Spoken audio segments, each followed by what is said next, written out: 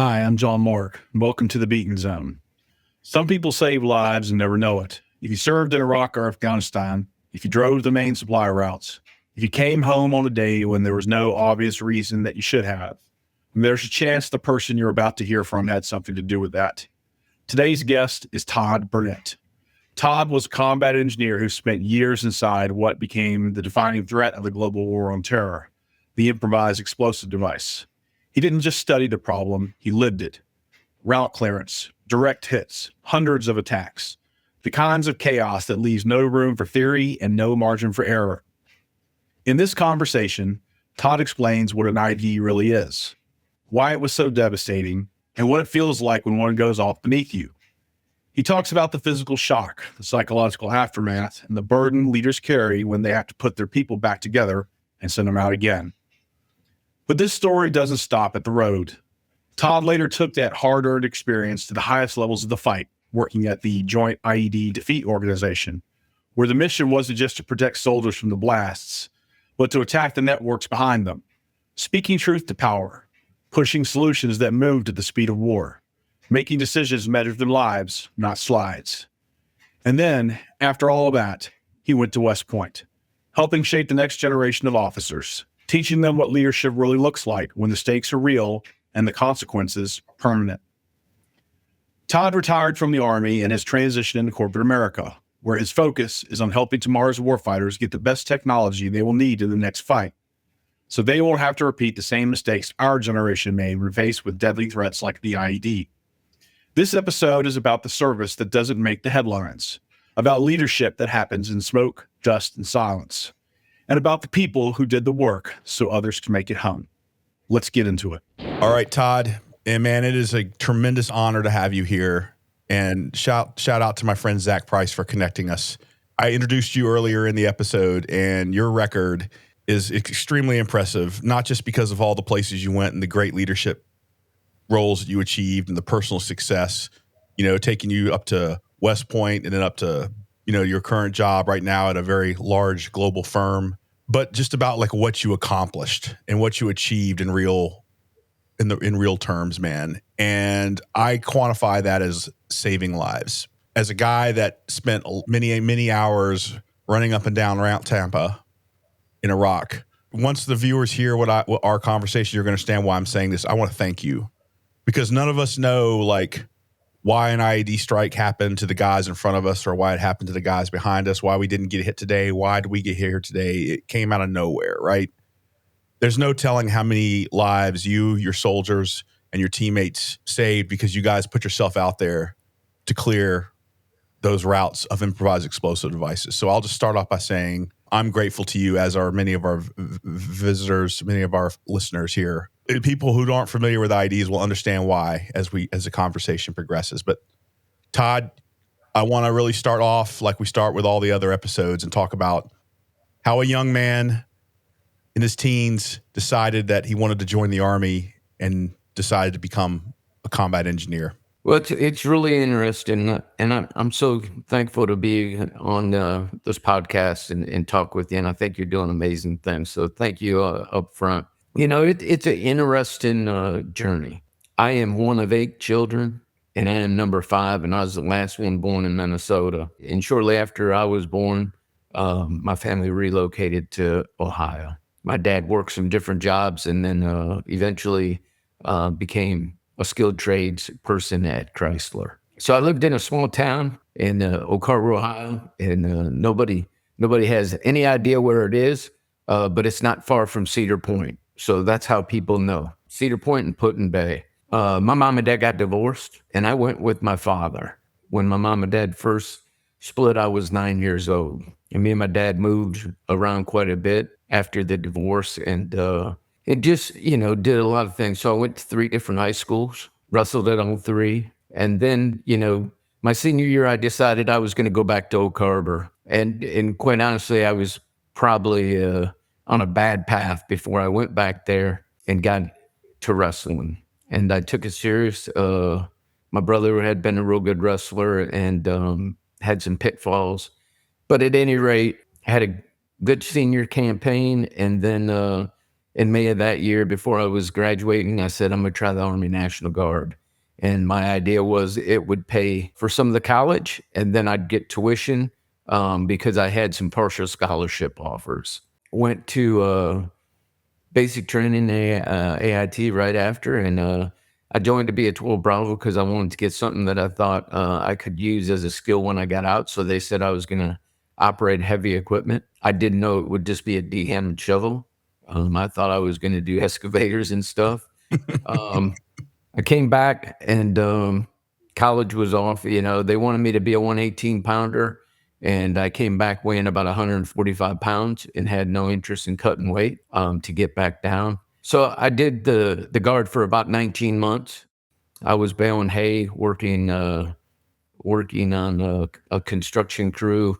And quite frankly, I was getting not big trouble, but what the kind of trouble you get in small towns. I woke up one morning.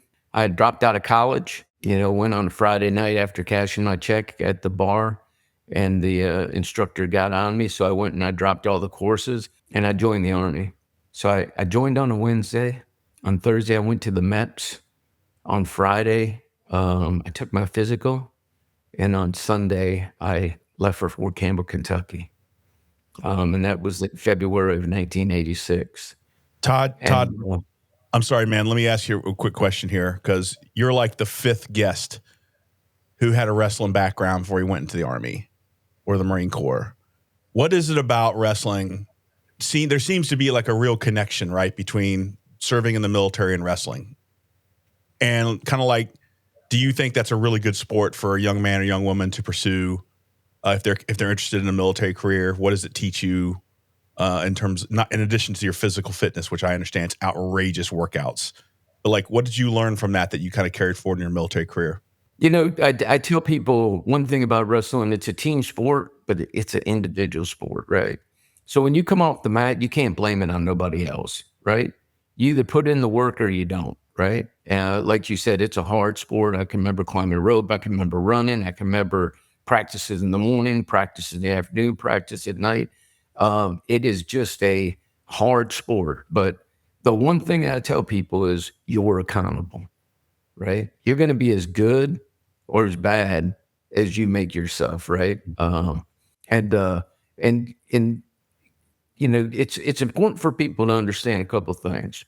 Hard work wins the day, and there are no born leaders. Mm-hmm. This whole concept, people say I was a born leader, it's all nonsense, right? Mm-hmm. You grow and then you understand leadership. But I had some phenomenal people that pushed me. Coach Joe Bergman, Coach Bill Hubens, right?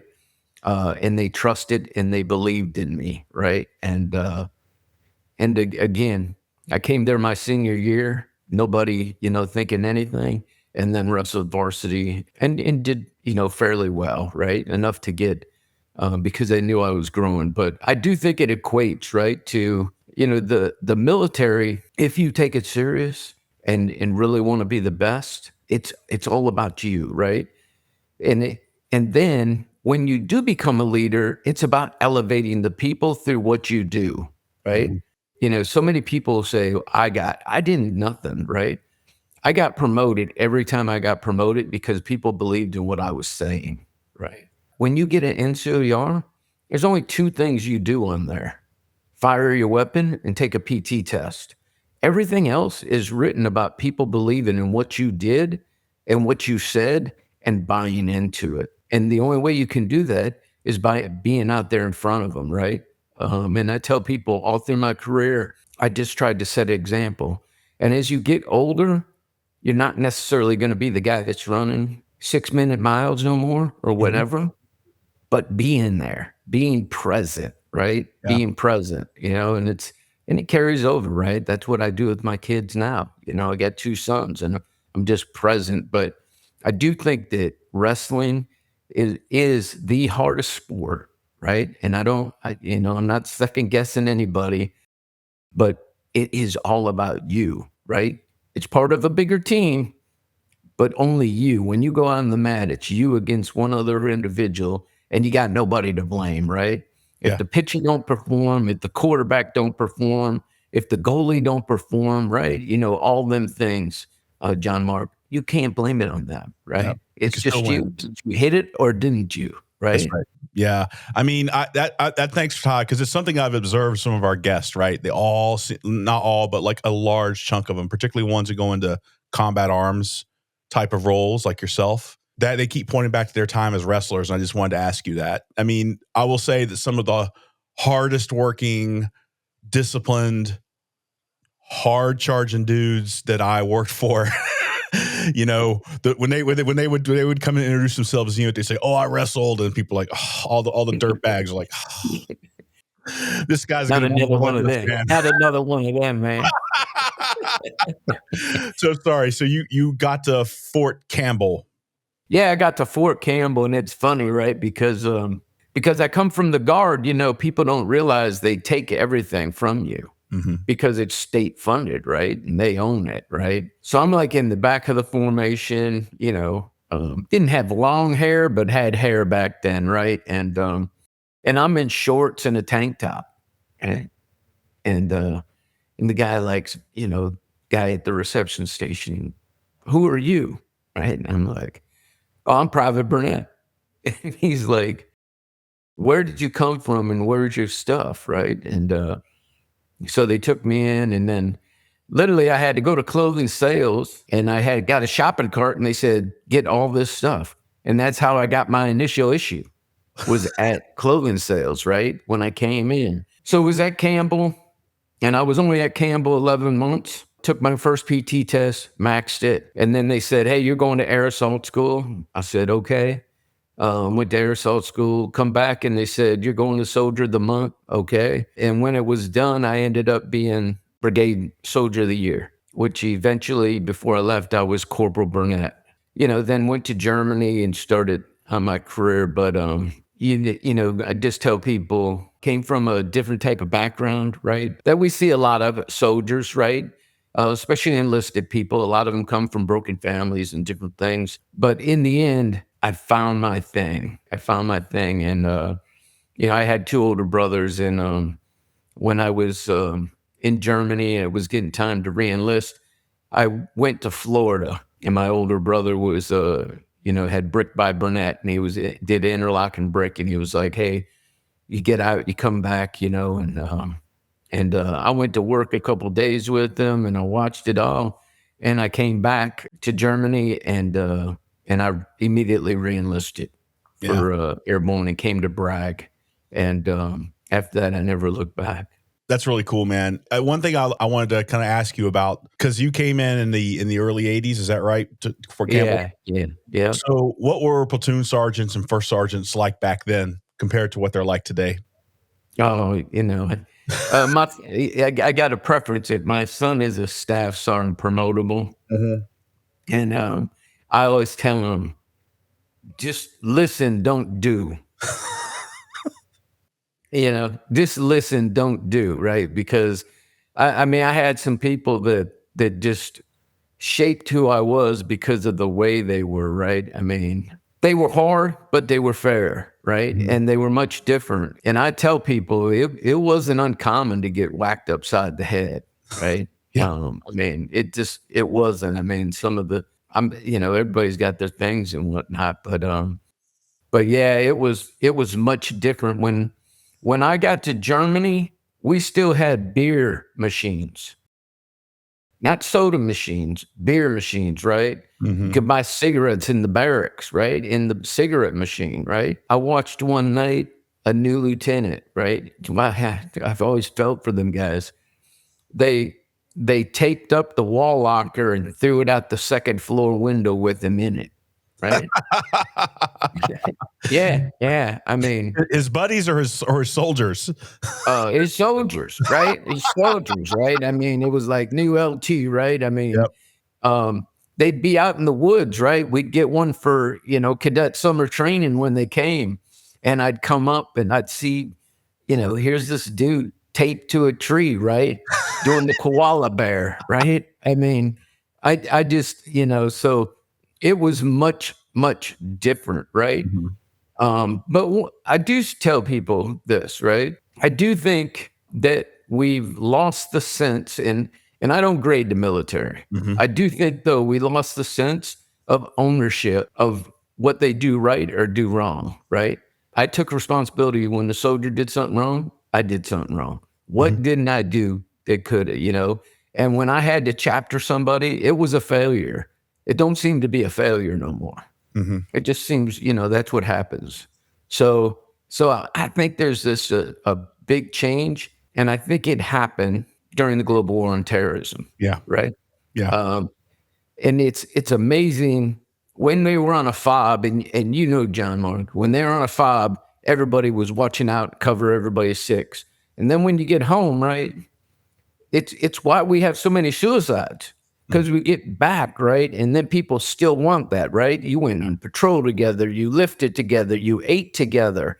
And then these guys get home, and some of them go to their spouses, if they still have them, right? Yeah. Or they don't have them, right? And then, they just one night say, it ain't worth it, right? So I think we got to get back to having that, right? A phone tree, right? And you don't got to call them all the time, but you got to say, hey, I don't care if it's the middle of the night, I got your six. I got your six, right? And because suicide's a big thing for me, right? I can tell people that I understand. I had two brothers. My oldest brother got killed on a Harley, and 18 months later, my other brother committed suicide. I understand my brother that got killed on the Harley, right? Stuff happens. I don't understand my brother that committed suicide.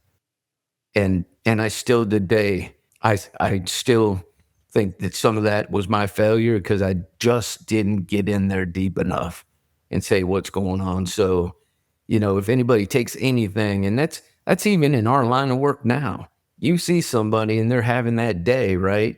To say, hey man, what's going on? Yeah. How can we make this better, right? Yeah. And pursue it. Yeah, I mean, Todd, that's well said, man. And one of the things I have observed as part of this project, talking to fellow veterans, is the secret to, not the secret, but the key is connection, right?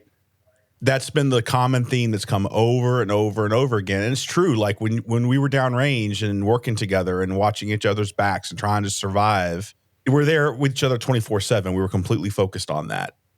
And then when you get back home and you get back on the carousel again, a lot of that connection really falls away. And then you got the guys who go into civilian life, and that structure, that chain of command, that kind of like camaraderie goes all away.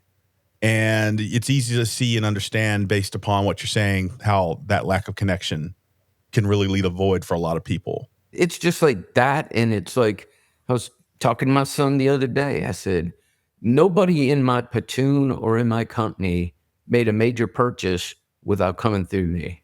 He said, what's a major purchase? I said, a TV. A TV is a major purchase, man, because they ain't got a lot of money, right? And I say, that's what you got to do, right? Because these guys are going out there, they're getting in over their head, and they don't know no better. And many of us have already chartered, that water, right? So help them, right? Help them do that, right? And I told him, I said, I remember a soldier, right? I had a soldier one night when I was at E5. He got picked up going 105 miles an hour, going home to visit his family. They called me and they said, hey, it's going to be this much to get him bail. I said, okay, here you go. I said, sent the money, Western Union did it. And he went, and I said, okay, now you go home, but you call me when you get back on Sunday. And when he got back on Sunday, I was waiting for him. I said, okay, take your license plates off your vehicle and give me your driver's license. And on Monday morning, I locked him up with the first one. And his father called me and said I couldn't do it. I said, I can do whatever I want. You don't know how powerful I am. That's true. I said, you don't know how powerful I am. Yep. He said, I'm a master sergeant. I said, well, then I'm curious why I Western Union them money as an E5. I said, and here's my first sergeant's name. Here's his number, and call him because this call's done. Good Right? on you, man. Oh man, I used to hate it when parents Yeah. would call my office and complain. Oh, man, you know what I'm Uh, talking about, man, right? dude, Just like bill collectors. yeah. They called me when I was a first sergeant. I tell them, John Paul, look down at the contract. And they say, yeah. I say, you see Todd Burnett on there? They said, no. I said, all right, we're done. I'm not a bill collector, man. Yeah, man. Yeah. Oh, that's awesome, brother. When you were coming up, were a lot of the NCOs that you worked for and trained you, or some of these guys Vietnam vets? Yeah, yeah. I tell you a funny story. When I got to the 27th Engineer Brigade at a battalion at Fort Bragg, I was in Bravo Company. And, we had the airborne tab over our patch. And one day, a guy named Sergeant First Class Danny Hale, he was the LE platoon sergeant. It was him and Bob Groot. And I saw Danny Hale and I said, hey, Sergeant, can I talk to you?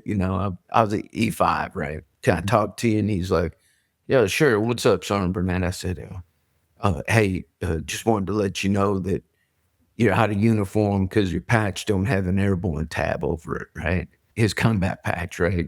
And he says, dumbass, they weren't airborne in Vietnam. I love it. Yeah. Yeah. So, and interesting enough, right? Because of the job that I work and whatnot, I tell people right now we're in the biggest transformation, reorganization since Vietnam. It's took time, right? Because we the global war on terrorism kind of lingered, but it is significant what's going on in our military if you just kind of pay attention. ForceCon going away, Western Hemisphere going, all of the units that you and I grew up, First Corps, Third Corps, Fifth Corps, all being direct reports to ASCCs now, right? Not the ForceCom, not the Western Hemisphere Command, right? And then all the POs aligning as PAEs.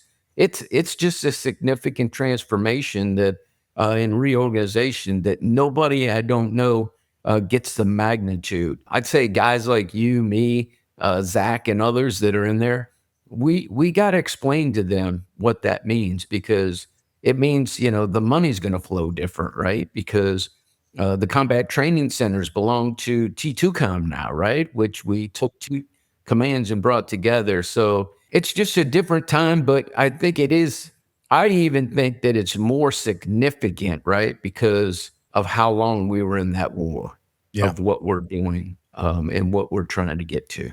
Very well said, sir. We're fast forwarding a little bit. We're going to jump around a little bit for storytelling purposes, but we're going to put a pause on your career. And I want to talk to you about something that you mentioned, the war on terror, and how much that changed your life as a leader. It changed your soldiers' lives, everyone. It changed the entire country. The improvised explosive device, which I get in trouble for using acronyms, so it's the IED, is the improvised explosive device, in my opinion, became the signature kind of thing from the war on terror. It became the most casualty-producing thing. It became the thing we seem to really focus our attention and our resources on. You have a deep experience with the improvised explosive device. But before we talk about that, can you tell us a little bit about what an IED is for people who don't know? And I guess the second part of that question is, what made it such a devastating thing for our forces that are operating on the ground? First of all, an improvised explosive device, or IED, like you say, is anything that is made or improvised, right? So I tell people, think of a double stack mine. That is improvised to work somewhere, some way different than it is, right? So it's improvised, right? For the longest time, we learned stuff, when we went to Ranger School, when we went to Sapper School, right? We learned all about these different things like grape shot, right? How to make a improvised claymore. And it is just an improvised device, right? That is made to function with different, it might have Christmas tree lights, right? Where you step on it and it goes off. It might have a washing machine timer, so it's timed, right? And the thing about an improvised explosive device is it is more strategic weapon system than people think, right? Because them things that I just told you about how it goes off, it's used based on what effect they want to have, right? Do they want to get the third vehicle, right? Do they want to get the first vehicle, right? They don't care who gets it, right? They can set a timer and that can go, they can set a timer and it may never hit anybody because it's important to remember that different factions, right, had different things that they were trying to achieve. We talk about the IED as a thing of the past. We better pull our head out of our 4 point of contact, and we better keep the pulse of it, because it was a cheap, rudimentary thing that cost us trillions of dollars to try to get under control. We never done away with it, right? We just tried to get it under control. So if we believe that it's not going to come back, we're all fooling ourselves, right? And I know now, the big thing's counter US, right? It don't matter whether it's counter US or it's counter IED, right? It's all the same. It's all improvised, right? A drone isn't supposed to have a drop device, right? Well, mine ain't supposed to be double stacked, right? And if you just kind of look at it, right, and why it started happening, right? Because they had so many munitions over in Iraq, right? They had so many munitions. So they just started harvesting all of the stuff out of them and then rebuilding them, right? And then putting them together in larger packages to have more of an effect, right? It was a evolution, right? First, we saw fake ones, right? Along the road out, you'd see a tire, you'd think it was an IED or something, right? So they had them. And then eventually they started putting, 5155s, right? And that's improvised, right? Because they'd all be together and they'd have explosive to kind of generate and propel them, and then you go. But it was a significant evolution, and it's not something that we should ever take the pulse off of. Yeah. I mean, you talked a lot about like the rudimentary technology, and a lot of folks who maybe aren't familiar with it, have to understand we're talking about pennies on the dollar in terms of the amount of capability that they would, if it cost them X number of dollars to be able to procure the kit, to be able to assemble it, to plan it, versus $1 million combat vehicle rolling down the highway, right? Or, rolling down the MSR. You're talking about a devastating capability that can wipe out one of our very sophisticated systems for pennies on the dollar, which, in my opinion, made it so devastating, because wow, we can do a ton of damage with minimal money. In the meantime, our enemy is spending billions of dollars. Billions. That's right. Even when we thought we got it somewhat under control, right? Mm-hmm. Then they took it to the next level, right? And they got the explosive form penetrator, right? So, and it was made in steel and copper, right? And it just burnt right through it, right? So, it was, what it is it's just a mini shape charge, right? We all have shape charge, and it inverts and it punches through, right?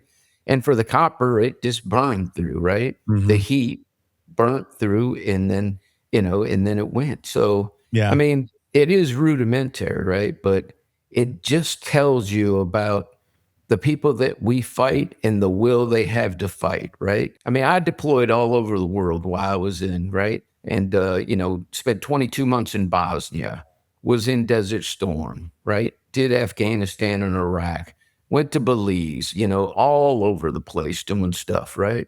And I tell people, I often worry, John Mark, about the resilience of the United States, because we couldn't take what I seen.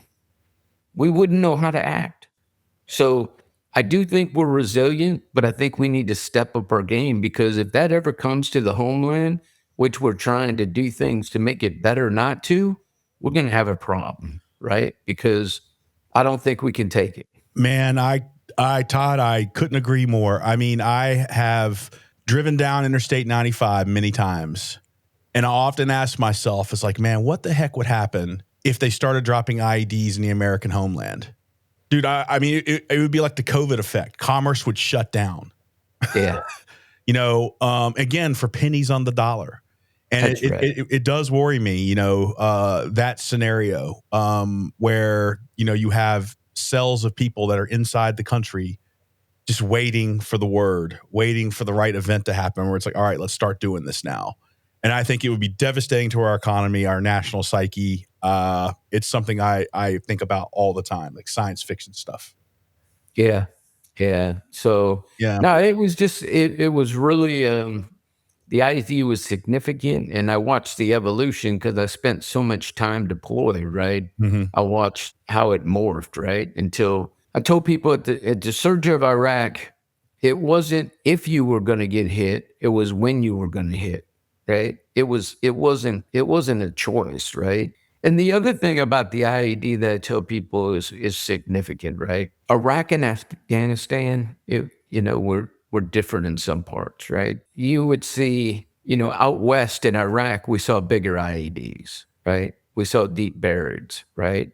And we didn't see them as much in the east along Tampa and whatnot, right? But out west, we did. Well, it was kind of the same in Afghanistan. But the other thing that was significantly different about Afghanistan from Iraq is I never got hit by an IED and got in a lot of firefights in Iraq. But every time I got hit by an IED or every time I got in a firefight, I got hit by an IED, or if I was hit by an IED, I was in a firefight. The Afghanis, right, were more about protecting, right? Mm-hmm. And there were so many foreign fighters, so many more of them coming through, Shaman Pak, right? Coming through there.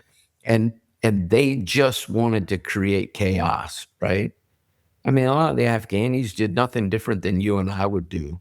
Protect our land, protect our families and whatnot. It Mm-hmm. was more foreign fighters. But the flip side, I tell people in Iraq, I just think they were bad people, Mm-hmm. right? I mean, it was corrupt from top to bottom. And again, I drove all over the country, and like I said, I saw different things. But again, it migrated, right? Yeah. It migrated to different places and whatnot. And it's. I tell people it's the most significant thing that I ever seen. Again, been a lot of places, did a bunch of mine lifting in Bosnia when I was there, but this was significant. And then just the creativity. You remember we had to take all the culverts, right? And try to figure out ways to block it off, right? We put HESCOs down there, they dug them out. Then we put rebar, right? Because it was just an evolution and they were constantly thinking about how to, bring chaos and to hurt people, right? Yeah. Been out there, people can't imagine, right? Watching a buffalo that, is tons, right? I watched buffaloes get hit by IEDs that were deep buried and get thrown 100 feet. 100 feet. And a buffalo is a very heavily up armored That's right. vehicle. We're not talking about like a car.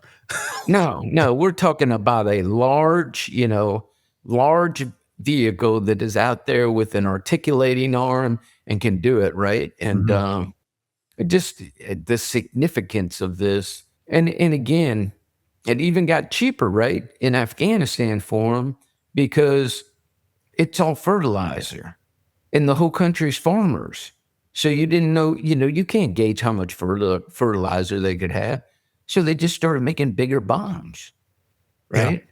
I mean, Todd, this is an important part of your story, and we're going to talk more about your personal operational experience working to defeat the IED problem set. But I want to give our listeners who maybe have never been part of an IED strike some color on what it's like for a service member to be in a vehicle conducting a patrol and to have one of those things go off. Like, what's the physical, the psychological effect that has? Does it cause chaos? I'd like to hear your thoughts because I want to make it really clear to the folks at home. The guy you're talking to went on thousands of combat patrols throughout his career. I think the number you told me during the prep call was hundreds of attacks that you were part of. There were about 50 that involved direct hits on the vehicle that you were in. So you're not going to hear from a guy that has more insight into what it's like to be attacked by one of these things. So I wanted to let you kind of talk about that. What's it like to be on the receiving end of that? I mean, it's, sometimes I tell people it's hard, but, it's just complete and utter chaos, right? Because you had this strike, your vehicle goes in, hopefully it's still on all four wheels, right?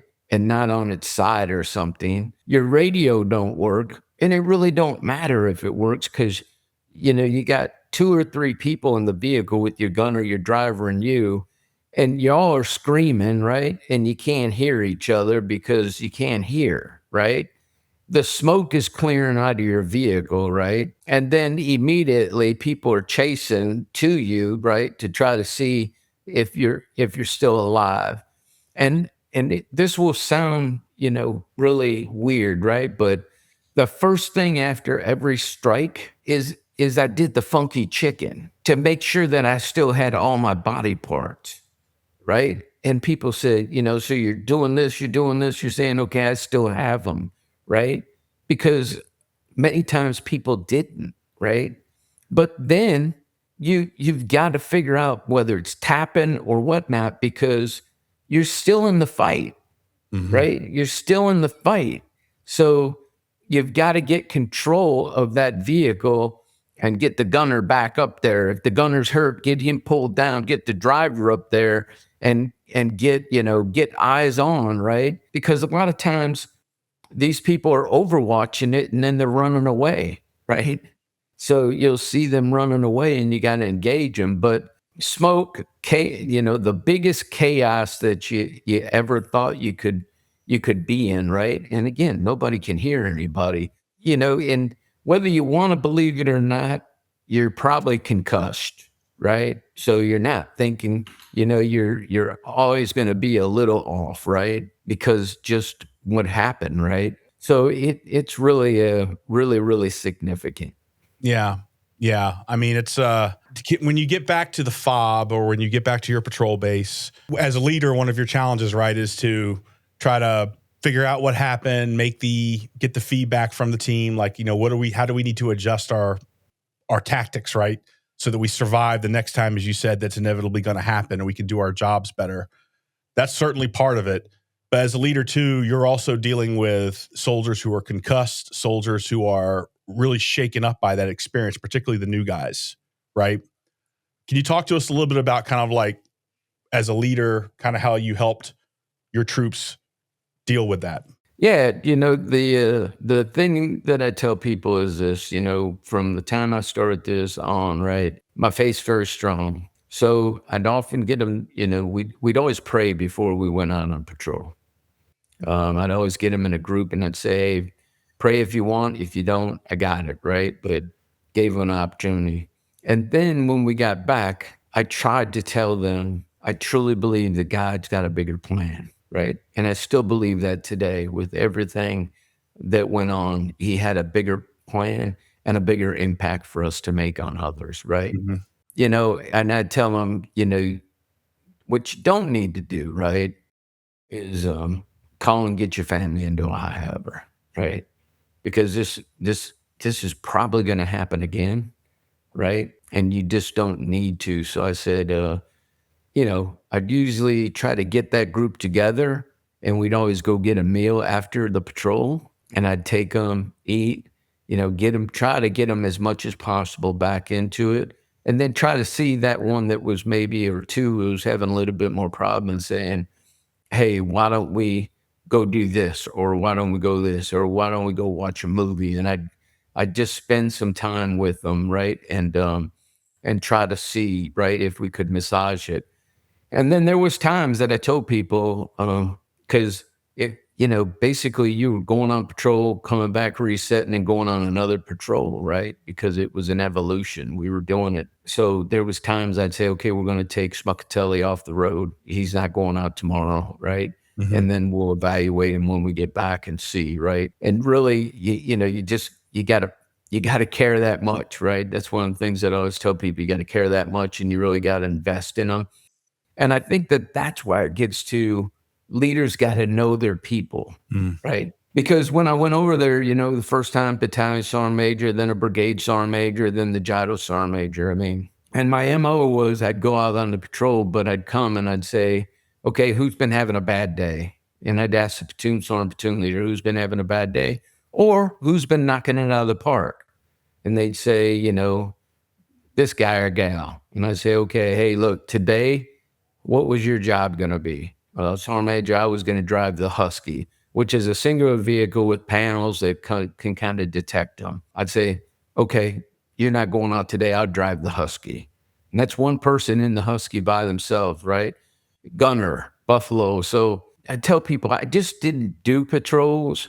I was an active participant, right? Because somebody was getting some time off and I was doing their job for that day, because there's nothing you can give anybody.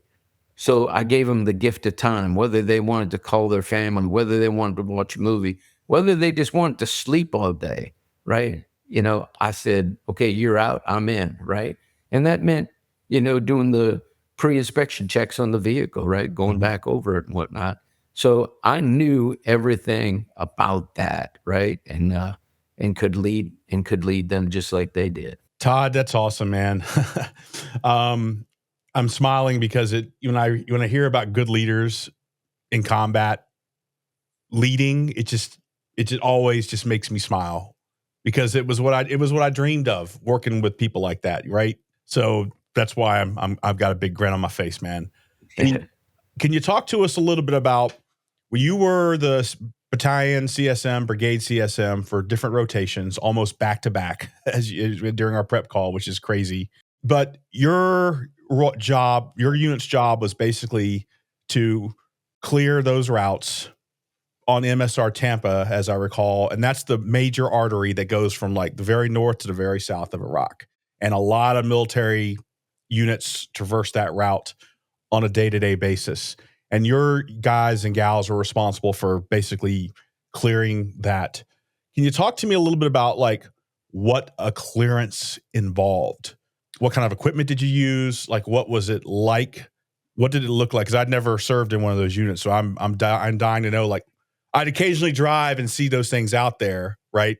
But I didn't really know what was involved in it. So you can give us some color in terms of what you and your soldiers were doing during that time. Obviously you're going to have a Buffalo with the articulating arm, or eventually we put some articulating arms on the Husky and then on the RG, right? But you're always going to have an articulating arm, right? So you're going to have, basically you're going to have two gun trucks or gun vehicles. And I always put on the front and back, I always like to have 240 Bravos, because you could put a more precise shot than a 50 cal if you had to do escalation of force.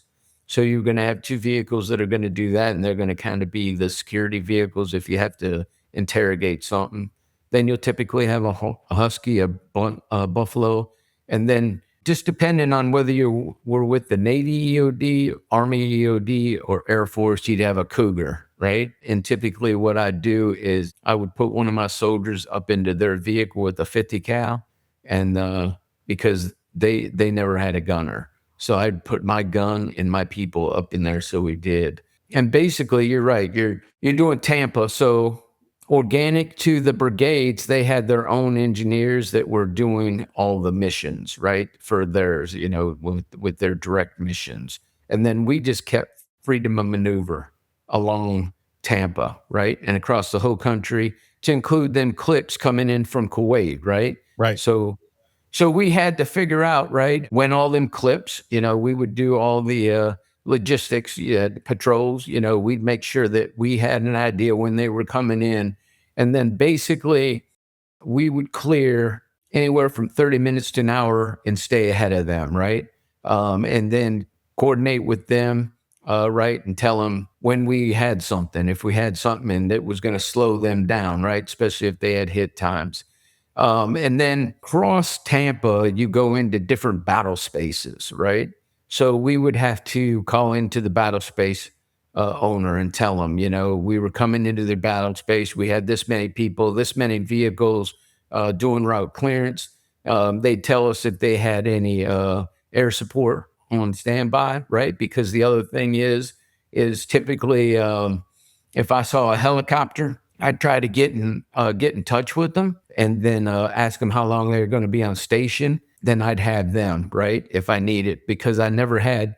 Again, you're not in a BCT, so you didn't have any direct support from any of that. But again, they tell you if the route was, green, black, or red, right? And then we just go very slow, right? That's the other thing I tell people. You were very slow, meticulous, and looking to find improvised explosive devices, whether they were hid, dug, whether you'd see wire going across the road, whether you'd see wire running out into the desert. Very slow, very meticulous. And then once you come up on something, you'd say, "All stop, all stop, all stop." Put security front, rear, and then you come. And the Buffalo has a camera on that articulating arm. So you could get a visual, right? And you could kind of see if it was a hole, right? That had been blown up earlier and was just hadn't been filled, right? Because they hadn't had time to come out with the next group that's filling them, right? Often there'd be stuff reusable. I mean, and again, you had to really, really be looking because sometimes they would cut out the black top, right? And just and stuff in and then put that piece right back.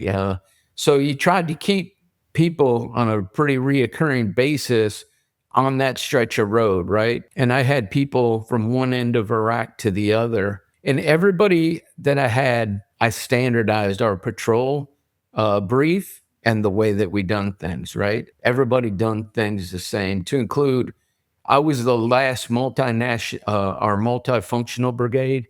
So my Bravo company was Washington State National Guard. So they couldn't go on the rotation that we went because they'd already gone and it wasn't their time. So I got a company out of Saluda, South Carolina. So I brought them to our rotation, and then we taught them how to do route clearance the way we were. I applaud them, right? Because in the end, they found more IEDs than anybody I had. I tell people the reason is you look for the right people to put in the front and the rear vehicle, right? And I tell people, a lot of times it's hunters, right? Deer hunters, turkey hunters, because they are very, very focused on what they're looking and kind of scanning, right? It wasn't gamers because gamers kind of focus down, right, where others are looking. And believe it or not, gangbangers, people that had been, or I shouldn't say gangbangers, I should say inner city kids who had to hop fences and so on and so forth when they knew their evade route. Yep. They were very good, right? So it was putting the right people, right? Now the Buffalo has a screen, right? So that's where I put my heavy equipment operators, and that's where I put my gamers because they're just focused on that. And the Buffalo operates kind of like a JD 410 or a C truck, right? So it's Denmark. It's getting to knowing your people, right, and putting the right people in the right place, right? Yeah, absolutely, man. In addition to the danger, the inherent dangers of moving towards explosives, right, and neutralizing them, it occurred to me as you're describing it, another real dangerous thing is that when you're disabling or when you're neutralizing an IED, now you're fixed, right? You're exposed. You're in a heightened state of danger because now you're I don't want to say a sitting target, but you're a very juicy target to someone who now gets to take gets to do an ambush you or shoot an RPG or maybe shoot some mortar rounds at you. Like, how did you ensure your security beyond just the direct problem you were facing? Yeah, you really had to, what you say, you had to really think about it and be very focused on it because out on Tampa, as you know, what they do is once you set that perimeter, right, and got that standoff, they just go in the desert and start going around you, right? So you really had to expand, right, and kind of look out because I told people you got to make sure, right, because, I had one soldier, again, they didn't get enough standoff and they were letting people kind of move around and RPG, right? RPG, right? I'll just say everything on the vehicle isn't armored and they know where the penetration points are, right? So they know that, right? And they will always know that. They are students of us like we are students of them, right? Yeah. So you gotta, you really gotta be and why I say you got to be careful, right? With that front and rear vehicle and escalation of force is, early on, one of my companies had a 50 cal, and they went through escalation of force. And you remember how we used to shoot, right? And we'd say to shoot. Well, it hit the ground, it ricocheted up, and it killed the lady that was pregnant in the back, Mhm. right? And I tell people, we did it, and I still don't understand it because nobody could come and offer me amount of money to repay me for my kids. And quite frankly, I'd be sick if somebody come and tried to do it, and we did it during that time. So I understand it, but Yeah. we had to do that, and that's why I said, okay, we're going to go to, if we don't have enough 240s, put a 249 up there because I want something that can have a more precise shot, Yeah. right? That's right. And not worry about that, right? And I said, you don't shoot in front of them, you shoot off to the side where they'll still be able to see it, but it's going somewhere. Yeah. Just got, much more meticulous about how we went through that escalation of force. Yeah. I don't think that people who haven't been part of that just truly understand how much pressure the guys and gals on the ground are. You got this device that can blow you into a complete oblivion. You've got threats, as you said, moving around you, looking to take advantage of you being positioned. You've got civilian populace who, through no fault of their own, are just there in a combat zone, right? And it's such a dangerous scenario for everyone involved. And if anything goes wrong, it's always going to be the service member who's going to be blamed, right? Because you have control over the environment, and that gives the enemy so many opportunities and advantages as you're trying to navigate all this stuff. Because and it takes a huge emotional toll on the soldiers as the tour goes on. That's a lot of pressure, man. And every single day, it's not like you have a playbook. Where are we going to find them? What are we going to do? You deal with it as it comes up, and folks have to appreciate that. I did want to ask you before we get to your time at JIDO. I remember, so you're describing like this coordination between battle space owners, and I get a chuckle out of that because 03, 04, 05, like none of that existed, man. It was like straight chaos. We couldn't communicate with adjacent units. I couldn't communicate. I think I can communicate with the sheriff above. It's good to see, based upon what you're saying, that kind of coordination existed at the time, because when it didn't exist, it was really freaking dangerous, man. Like, I'm sure these patrols had no clue that a long KBR clip with fuel blivets were coming down the road. I mean, that must have been but now it sounds like to me there was a better system in place. You guys were managing that, and it probably reduced casualties. I would almost guaranteed, because you coordinated those efforts in the right way. Yeah. I mean, the other thing that people, I'd say, they should never take for granted what you're saying, right? Because when it was total chaos, you all were out there in light-skinned vehicles Mhm. with gun mounts in the back, right? I tell people, and then we evolved to what I called hillbilly armor and finding out a way to do it. So people should never take it. We're talking light-skinned Humvees, right? That people were putting gun mounts in, and dudes were standing up for hours on end or sitting in some makeshift seat that they made in the back of a vehicle, right? And just, it was a trying time, right? That we saw an evolution, right? Mhm. That we had to learn and get better, right? You never get it perfect, right? But I think we did get it much better. And some people took it real serious. I mean, I did have one patrol that, as I'd called the battle space, right? And they said, routes green, haven't had nothing. And man, I got in there and I was in a crap storm. I mean, I was in a crap storm. And come to find out,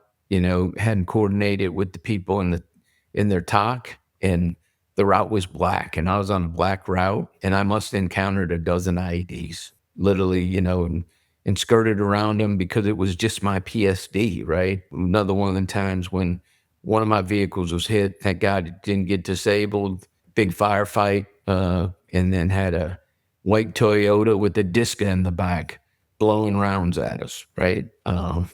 So I tell people that coordination couldn't be more serious than you put it. We've Yeah. got to have it with adjacent units Yeah.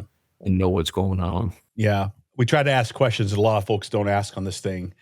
And one thing that hit me was at the end of a tour, let's say the end of your tour when you were the battalion, you've got all this experience and all these hard lessons learned and all these tactics that you've developed and over that time. And then you've got this new unit that's coming in, right? And they're coming off this pretty intensive training pipeline. And so then you have 2 weeks, right, where you hand off all that knowledge and all that so that the unit can continue on almost seamlessly after you go back home. The unit replaces you can operate and continue to operate at a high level. 2 weeks is not a lot of time, man. I mean, how did you guys try? I know given you were already working extremely long days under a lot of pressure, you probably tried to catalog and share lessons learning to the guys that were going to be replacing you so that they can train appropriately. And then that way, was there that kind of like process that was ongoing, or is that just like that handoff is so key, but 2 weeks ain't a lot of time? Yeah, so I'll tell you, when I was battalion sergeant major, the unit was going to do RIPTO with me. Towards the end of our time, I sent 4 guys to their train up. So I redeployed them and had them go to their train up. The other thing I did is I sent them every day. I sent them my SIGACs, right? I sent them my SIGACs. I sent them, my intel brief that I was pushing to everybody. As many times as they wanted in a week, it was all up to them. And sometimes they funneled different staff organizations. We piped them into our BUB. Mm-hmm. Right. So our battle update, they were in them and whatnot. So I tried to make them an integral part. And then when I went back and I became brigade sergeant major, I made, everybody read every one of their SIGACs every single day. I had it in one thing in my S2, and everybody had to go in and sign off that they read it every single day. Right. Yeah. So I don't think, people can, it is a short RIPTOA. The problem is that, when you get into hadn't done multiple rotations, I'd always tell people it's not the same. It's the evolution has changed, right? Mm-hmm. So what you knew, right? And then I really told people more so and whatnot later on in jobs that I'd done with the IED fight. I said, hey, Afghanistan is not Iraq and Iraq's not Afghanistan. So I don't care how many times you were to Iraq, you're going to Afghanistan now. So you better wake up and you better start listening to the people that are telling you what they're telling you, right? Yeah. Because it's a completely different fight, right? Yeah. Totally. So yeah. Yeah. I want to pivot now to what I think is a very exciting part of your career and a very important part of your career. And that is your time at the Joint IED Defeat Organization. I think I got the acronym correctly. Can you tell me about the organization and what your specific role was? Because it was a very important role of the organization. Yeah, so JIDO was charged with, solving what they could about the IED fight. And that was defeat the device, right? Attack the network, right?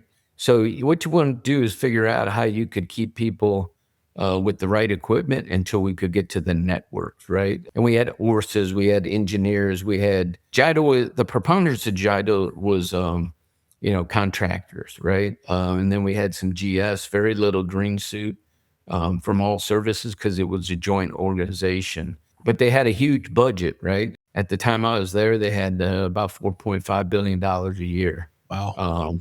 To look at different things and whatnot. That went from jammers to detectors to things for exploitation, right? The Joint Expeditionary Team, where we put, jet advisors out in the organizations and whatnot, doing lessons learned. Just everything in an array, right? And again, attack and defeat, right? Attack and defeat, right? We want to attack it and then defeat it, right? Yeah, and then my role, my sole role in JIDO, I believe, was to kind of go into the different things, whether they were looking at technology, and based off my experience, tell them whether I thought that would work or if it could be manipulated a little bit to the left or right and make it work. Or, conversely, some things that they thought might be true, not be true, because I spent the preponderance of my time while I was in JIDO in Iraq and Afghanistan, riding patrols and coming back, and then at the combat training centers, right? Trying to go to MREs, to the mission readiness exercises, and make sure that people were getting what they needed and were ready. Conversely, when units were getting ready to go, I was trying to give them stuff and make sure that they could get it. And then, the other thing I think is we scaled, right? We could scale it, right? And that's why I tell people now with the things that we're working in our line of work, it's all about when people say, hey, I need this in this amount of time. We can't tell them we can get it to you in 8 to 10 months, right? Can't tell them that. We can't tell them that we can't get you that many until 2027, right? Because then they're going to find somebody else. So it's important to understand, right, that we have to, and I think that's what made JIDO different. That's what made REF different. That's what made some of the other organization is they moved at the speed of the mission. And that's what you got to do, right? You got to move at the speed of the mission. And the mission was moving fast, right? And every day was changing, right? And how could I increase the effectiveness and the readiness of the warfighter to keep them alive? Because it's like you said, I used to tell people when I was in JIDO, our job is to save lives. Now, I can't count how many lives, and I don't ever want to get into that, but just keep the focus on our job is to save lives, right? Yeah. And whether that's giving them equipment, whether that's giving them different information, whatever it is, it was to help it.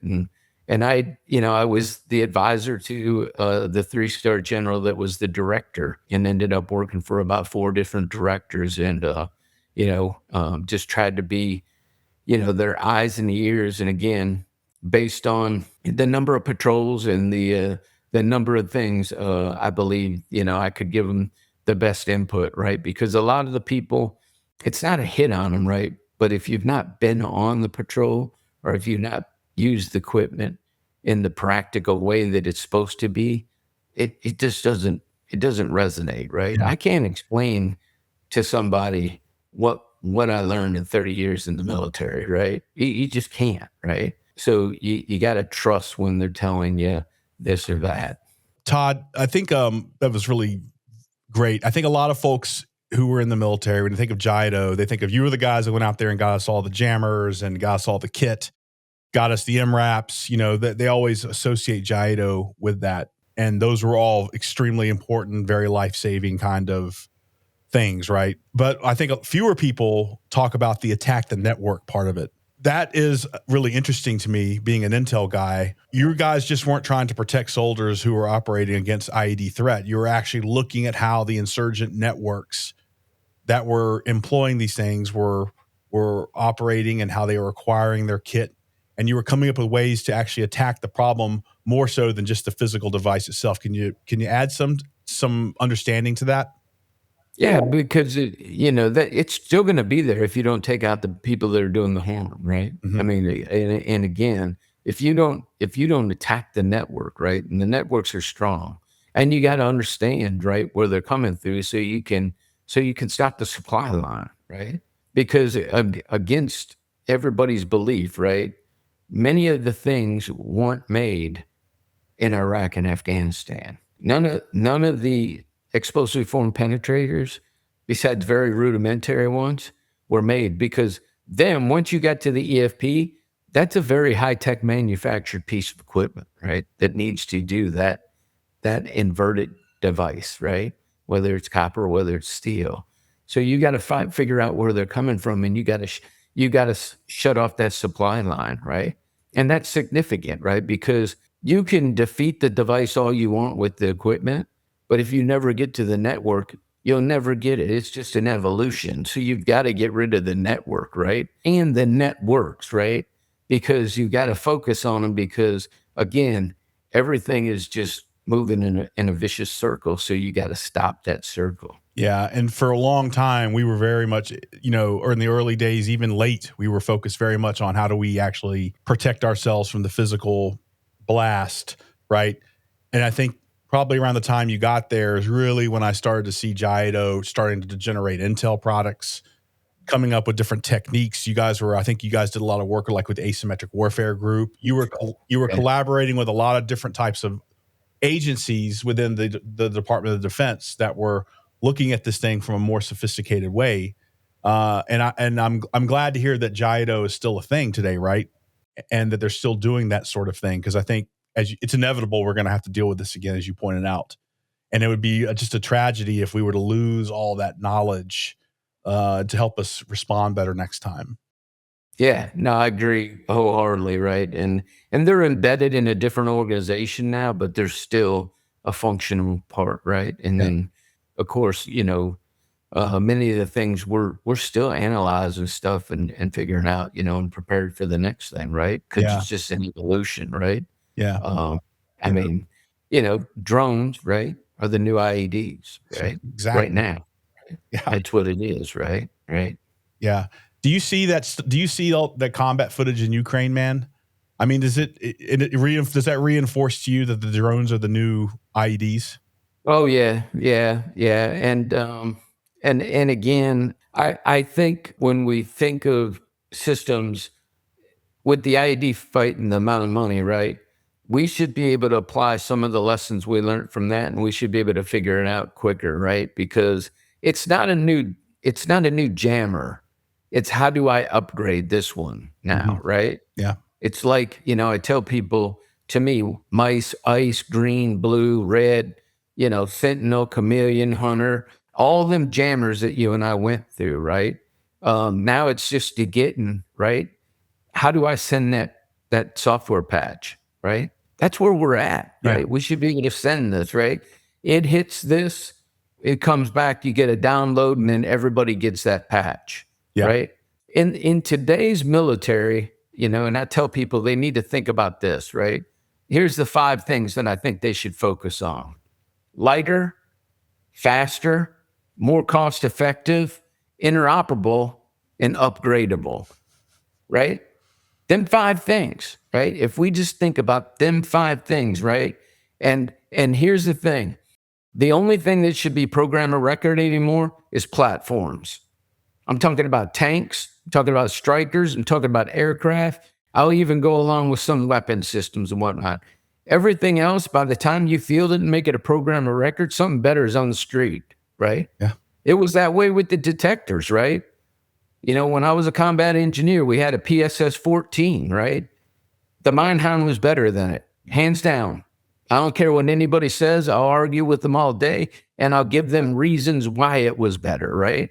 So we got to get out of the habit of, when I was a young combat engineer, we had long Pioneer, short Pioneer, we had the carpenter's kit, we had this, all that stuff. I don't need to have that, and you don't need to inventory it as an officer no more. What we need to do is get the right stuff for the right time, use it, and then keep it, because the evolution will come around when we need to use it again. Amen, brother. Amen. That was so well said. Couldn't agree more with everything you just said, so I'm not going to rehash it. That's a very important point. And I think optimistically, the department leadership, as you mentioned earlier, we're changing some of the ways that we're doing acquisitions. I think moving to a portfolio-based model is going to allow us to focus on those big 5 things. Because you're absolutely right. The whole idea of a program of record for a sensor is ridiculous. That sensor can be, and so it's the interoperability, right? It's the integration that's going to be so critical. I am dying to ask you this one final question, because you're a wrestler, because you were a senior NCO with a lot of combat experience, and now you're going into this like organization JIDO with a lot of very senior folks, a lot of people who are technical experts. And then I suspect you probably went to Capitol Hill, talked to congressmen, went to the Pentagon, had high-level briefings. Can you talk to me in your role how you embrace speaking truth to power? Because I see you as a guy that's advocating for the men and women on the ground going into this organization. I see you as their guy. So can you talk to us a little bit about like speaking truth to power and telling people things maybe they don't want to hear, that's based upon reality on the ground and your personal experience? Yeah, it was interesting talking to the people, and they quickly got used to me in JIDO, right? But going up on the hill was always interesting, right? Because it was always I'm I'm here because of my constituents, right? And I'd say, okay, yeah, I got it. Everybody's got them. There's all kinds of people over there. And then they'd say, and this. And the one general that I worked with would always chuckle when we got out. And he says, man, I love you. Because they'd say all this, right? And they tell you, you need to do this. And then they'd stop and I'd just look at them and I'd say, and this is based on your experience. Right. And they'd say, excuse me, Sergeant Major? I said, and it's based on your experience. So you're telling me all this because you've done it, which I know you haven't. So if you want some answers, ask the question that way. Don't tell me what I should do, because that's not what I'm going to do. Right. I'm going to do what's right for our men and women on the ground, right? I'm not just focused on West Virginia, Ohio, California. I'm focused on everybody because everybody's lives matter. And look, group life insurance, don't insult me by bringing that. If my son ever dies, don't insult me. Just keep it. I'd rather you just keep it, right? Because no money is going to replace anybody's child, right? Yep.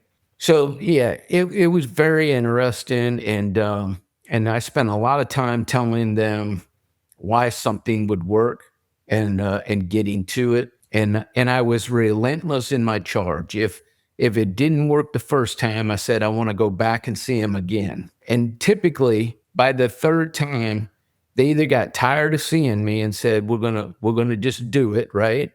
Or they said, we got it, right? But now it was, I mean, I had, the number of people, and that for the longest time was, my favorite line. And I don't like to say that, and that's based on your experience. Yeah. Right. Yeah. I mean, I get it. Like, and for the folks at home who maybe are wondering what this is all about, I think what you're describing is when a member of Congress receives some sort of like grievance from a constituent in their area about the Army's not doing enough. My kid got killed or my kid got maimed by one of these things, and the Army's not doing enough to protect them. And that member is doing his or her job to represent their constituents, and they're asking the Army through JIDO, like, what are you guys doing? And, I see that a lot with like agencies like the VA, for example, where, a congressional inquiry coming from a constituent, like you have to drop everything you're doing, right, to now focus on that congressional inquiry. And and I'm not saying that that's a bad thing. We live in a democracy, and I respect that.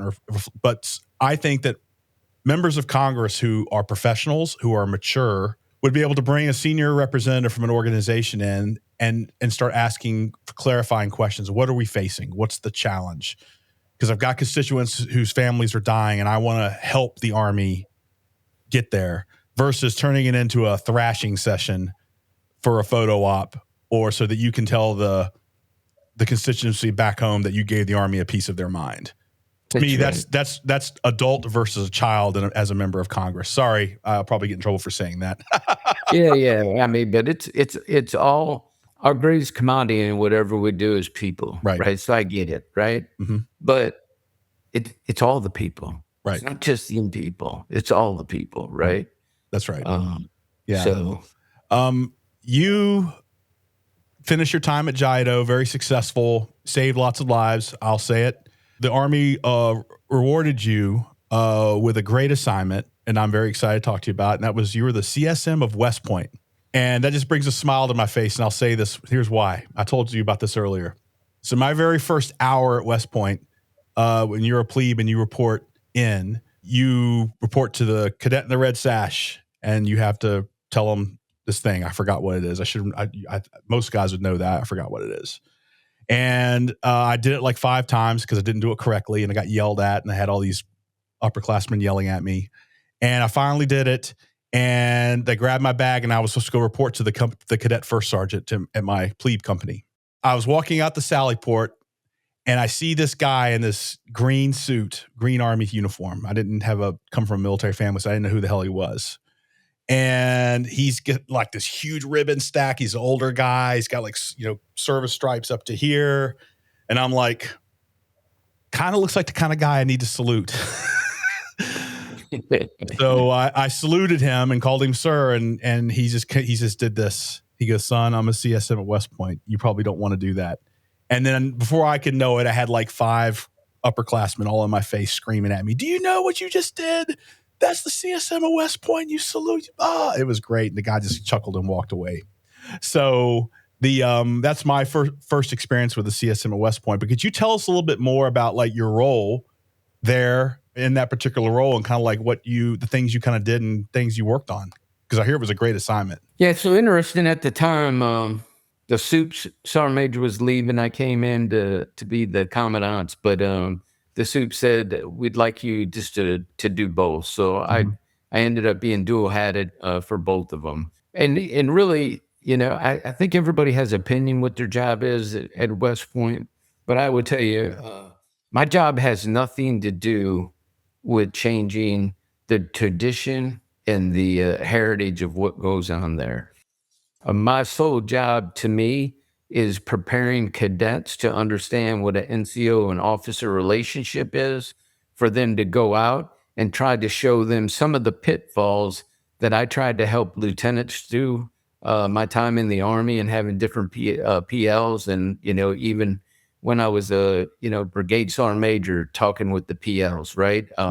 About, pitfall, property accountability. The other thing is I often told them, I said, not all officers are good, not all NCOs are good. But I said, here's the good news.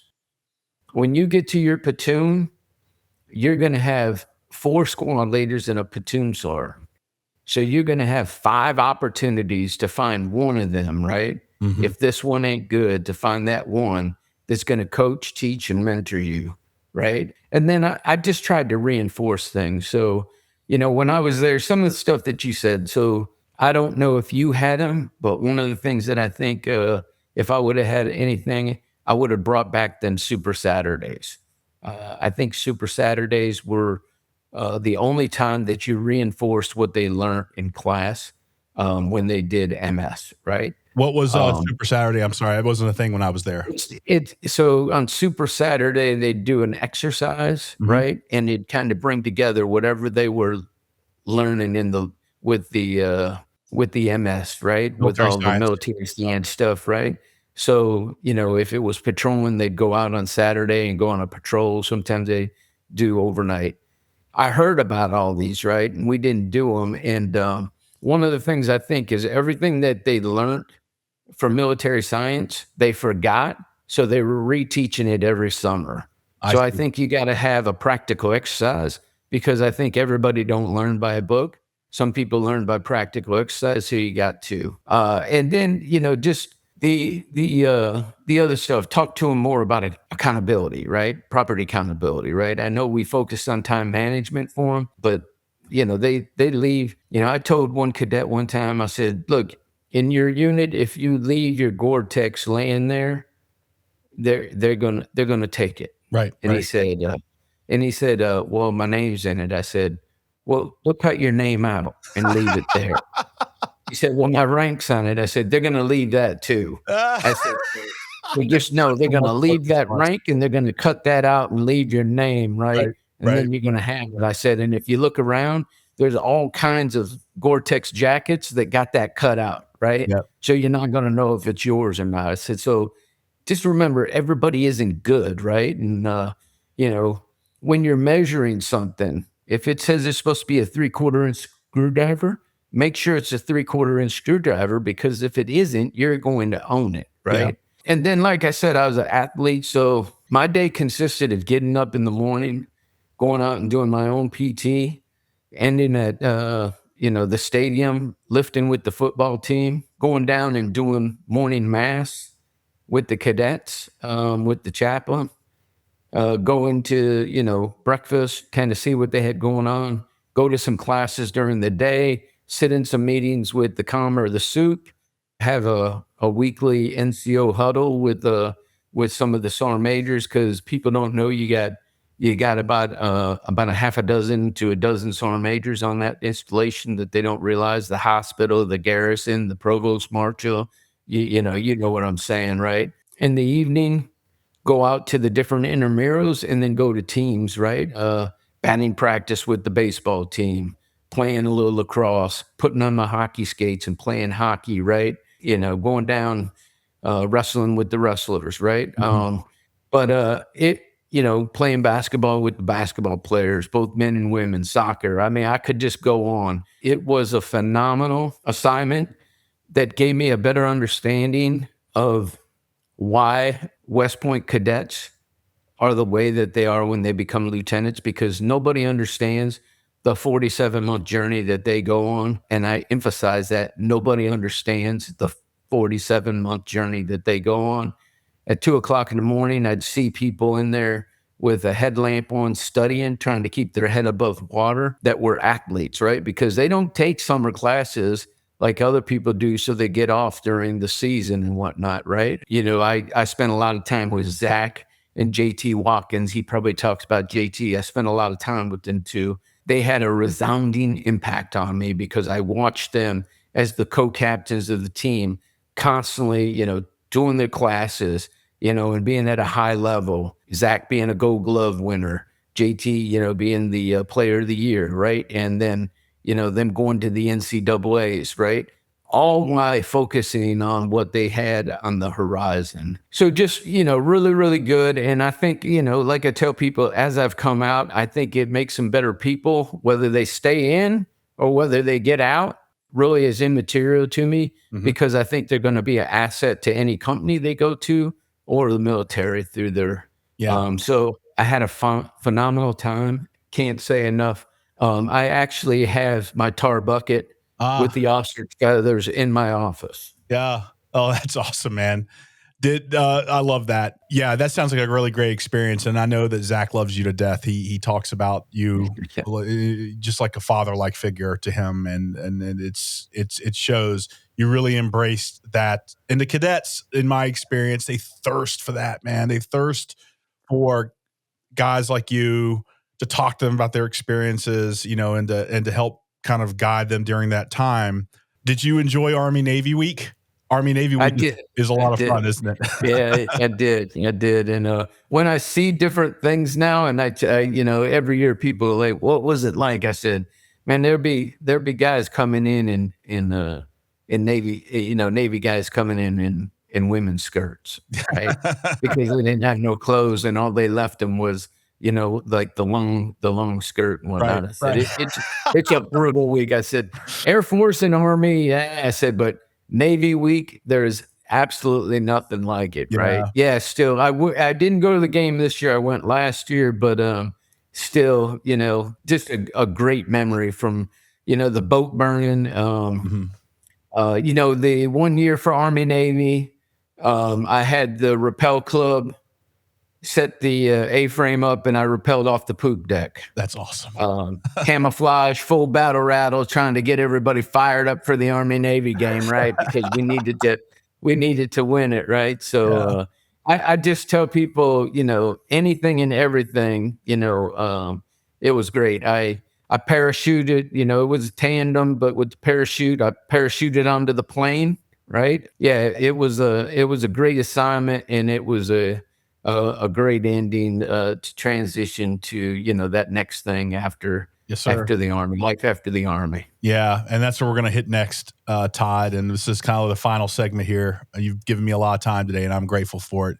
But I think this is important, talking about your transition and kind of where you are today, because it'll be chock full of really good lessons for not just for men and women who are listening in, who are thinking about transitioning, retiring, leaving, the military, but also for people who are veterans long out of the military, who are maybe thinking about reinventing themselves, want to try a new thing, a new trade, new something. So can you talk to us a little bit about like your decision to retire and kind of like what your strategy was to land well once you did that? Yeah. So I was at a point where kids were getting to that age, and getting ready to graduate and go into college, and the other was a sophomore. So we decided it was time, and I was fortunate enough to get a job offer as well right away. So before I retired, I already had a job lined up. with Booz Allen. So I did my ceremony in November. I transitioned out of West Point on the 23rd of December. On 2 January, I started working in North Carolina for Booz Allen. Here's my advice for people. Don't worry about what you did in the Army. Worry about what you're going to do in the next journey, right? Don't worry about where you start out. Just get your foot in the door, and then remember this: hard work wins the day, and you'll quickly show your value to them, right? So everybody thinks they should come out and be at this level or that level. Don't worry about the level, right? First of all, figure out where you want to be, and then figure out how much you got to make to sustain the same lifestyle that you have now. Because it ain't got to be better, right? It shouldn't be worse. It should just be sustained. And then worry about that, right? And then when you get in, again, you'll prove your value, and then you'll go from there, right? So that's what I'd tell people is, not to think that you need to go to a company and be a VP or whatever you figure you should be. Just figure that out, right? And then, remember when you get out, really think about work-life balance, right? Because for, how many years you served, whatever you did, you were on the road a lot doing this, that, and the other thing. So it's time to give back, right? And do it. And you will find, right? I've been very blessed in Booz Allen, and I feel like I've been loyal to them. They've been loyal to me. Actually, January will be 13 years that I've been with them. And I don't think that there's a lot of veterans that can say, they did a full career and then they've been with somebody that long and with the same one, right? So been very, very, very pleased with my journey. And the final thing that, as we transition, it kind of goes this, right? The 3 most important things that people need to focus on in my mind. And again, don't want to insult anybody if you don't believe, but look, man, faith, family, and friends. Just remember that. Keep your faith at the forefront. I'm getting ready to be married 36 years, went through all kinds of, ups and downs, in the Army and so on and so forth. The only constant's been my wife. The only thing that you're going to have when you get out of your military career is your family. Don't think that nobody's going to say, hey, remember this, don't remember that. Just remember that your family is going to love you unconditionally all the time, right? Yeah. And then I will tell you that the friends that you gain along your journey in the military, especially the ones that you served in combat, in the middle of the night, they're going to be the ones that you can call, and they'll be there. So just, focus on faith, family, and friends. And there's good days and the bad days, right? And in life, just try to have more good days than bad. And remember, leadership matters, and you got to care that much. Them 2 things. Yeah. Well said, Todd. Well said. A lot of folks who come on the show and talk about this say the same sort of things you just said. And again, I love it because it's just this continuity between all of us, which is the importance of faith, family, friends, connection to help us as we, complete the next journey, embark upon this life as a civilian, but a veteran. And the thing that you said that really struck me was this thing about humility. You're entering into a new, in case trade, a new environment. You are, in some respects, you've got all this experience, right? And especially a guy like you with this deep, deep experience, but you're entering into a new world. You're entering into the corporate side now. And I think there is a level of humility that we have to have when we go into that. And I know for me, in my transition, I was not happy with the amount of money that I was making, right, when I first came out. Because in my mind, I thought I was worth a heck of a lot more, or maybe I thought I was deserving of that, and that's a bad word, deserving, right? But what I found was, wow, man, there's so much I don't know, and in some respects, my employer was taking a risk on me, right? Because I don't have this record of excellence in that environment. He's banking on me as a person and my experience. He's taking a huge risk by bringing me on board. I realize that now, right? So I did not enter the interviews, I felt, in a very good way. And looking back, I would definitely change that based upon that point you made.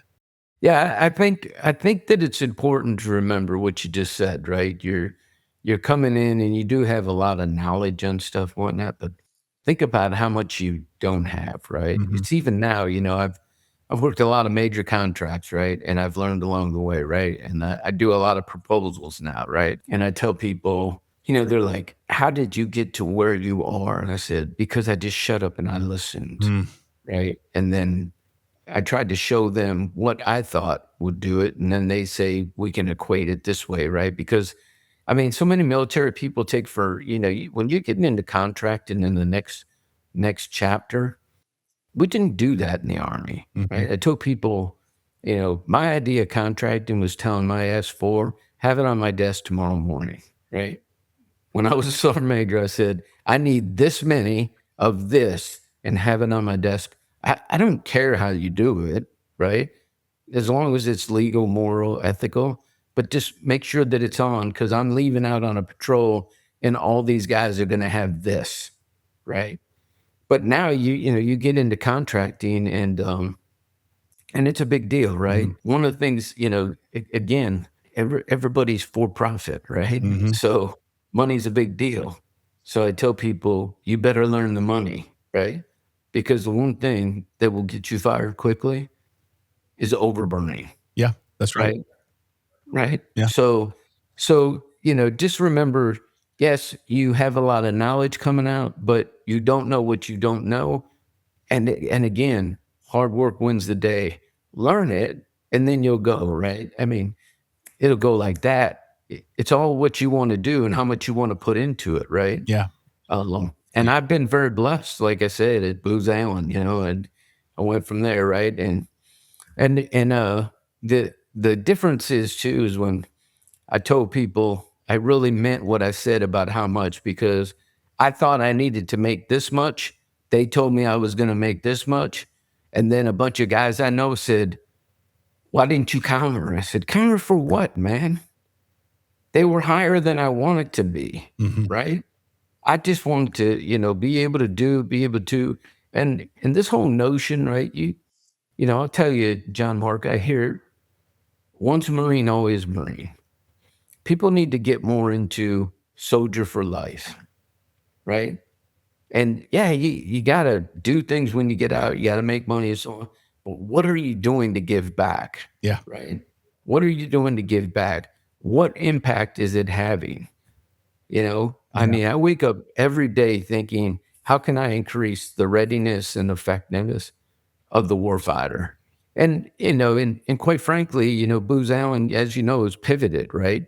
We're an advanced technology company, and nobody really understand all the things that we are doing today and making, right? Yeah. From counter UAS systems, right, to what we're doing with AI, right, to just a number of things, right, that are going on with different systems that are helping with UAS, counter UAS, getting data and be able to have usable data. And again, knowing that, right, as people are getting out, because as you know, with this administration, it's less about consulting Mhm.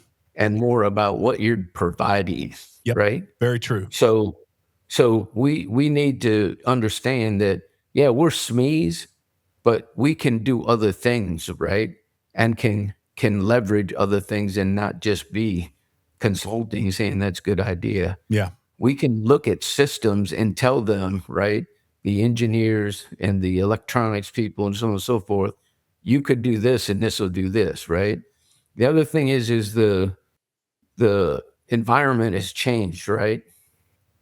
That when you and I were in, virtual wasn't where it is now. Now virtual reality is form, fit, function.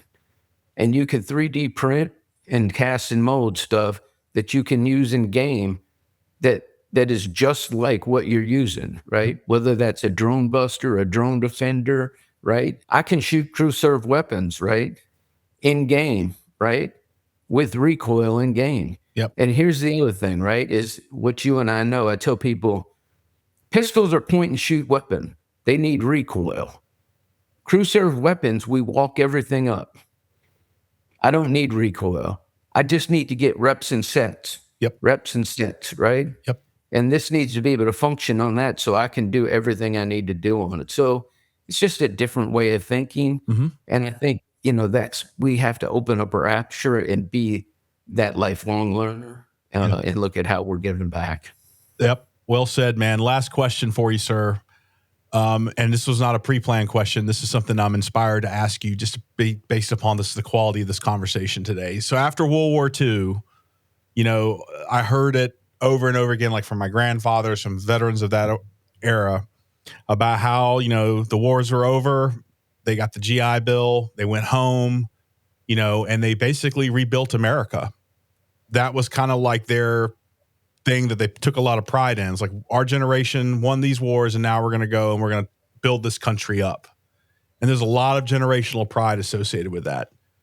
As I look around today, I see, this is my personal opinion, I see a country in desperate need of contributions from veterans of our generation. And why is that? We're fighting each other, saying really ugly things, all this division. I see just a lot of things that just cause me a lot of concern that make me question, like, how long is this country going to be a country 100 years from now, man? How do you see like our generation of veterans contributing to the healing of our country to help keep it on track? Like, what are ways that you think that we can do that? We need to get people grounded, right? Just because you're thinking it doesn't mean you have to say it, right? Just because you're thinking it doesn't mean you have to say it, right? The other thing is everybody should be able to have their opinion, right? Everybody should have their opinion, and everybody should be able to live their life the way they want to, right? As long as they're doing it ethically and morally, right?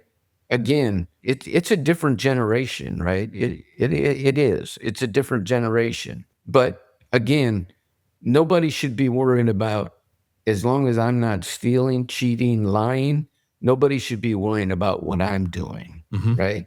That's what I'd say to people, right? Is, there was people that we talked to in Iraq and Afghanistan, and they were bad people. But everybody's not bad, right? Everybody's not bad. The other thing is leadership we need leadership, right? And leaders don't say things that don't make sense and that don't contribute to things, right? There's a lot of good things going on, but it's getting muffled by the way they're saying it, right? Words matter. Words matter. And I think, right, if I'm looking at you, you know right where I'm at. I think there's a lot of good things going on, but it gets muffled by the way they say it, right? Yeah. And again, come into the new world, right? A lot of things that we worried about, today's generation don't worry about because it's second nature to them. Yep. Right? Right? It's second nature to them. In the end, I say this, right? All I saw for 30 years was green. That's all I saw. Right? All I saw was green. I didn't care who was next to me in a foxhole, as long as when somebody was charging, they were shooting too, or they were charging. I think we need to get out of that, right? And we just need to get past that, right? And we need to remember that words matter. So what you're thinking, you don't always need to say, especially if it isn't going to do anything and it's going to be counterproductive. Yep. Right? Man, that's what I'd say, right? I couldn't agree more, Todd. And I think we can just do that. People just talk to us and say, wow, man, like, you're very grounded through your personal interactions. Like, you and I can't change the world, but we know people, and the people we know, they can look at us and say, wow, what a grounded person, what a good person. And that is your contribution, is your day-to-day interactions, like the type of person that you are, the behaviors you exhibit, the way you treat people. And they can say, man, that's, I'm a big believer in just small hinges, swing big doors thing. And words do matter, and they matter immensely. And so I guess my last question, Todd, is when are you going to run for Congress, man? Because I'm ready to throw my towel in for you, brother. Yeah. Hey, I would tell you that I just think, right, and I know it, it'll sound great, but we all just need to get along, man. Yep. And coexist, right? And for the veterans watching, get involved. Get involved. Don't be the person that's complaining, right? And not taking action, right? And there's something out there, right? There's all these organizations. You figure out what it is, right? Whether it's the VFW, whether it's American Legion, whether it's Team Red, White, and Blue, whether it's Rubicon, whether it's Mission Continues, whether it's, whatever one it is, there's a million of them, right? Just figure out which one is your niche, right? The other thing that I tell you is start every day, right, with some type of physical fitness. I don't care what it is. I don't care if you go for a walk. Don't care if you do push-ups. Don't care if you do yoga, because we need you. And the only way we're going to keep you, right, is if you keep moving on. So, John Mark, I can't thank you enough for having me.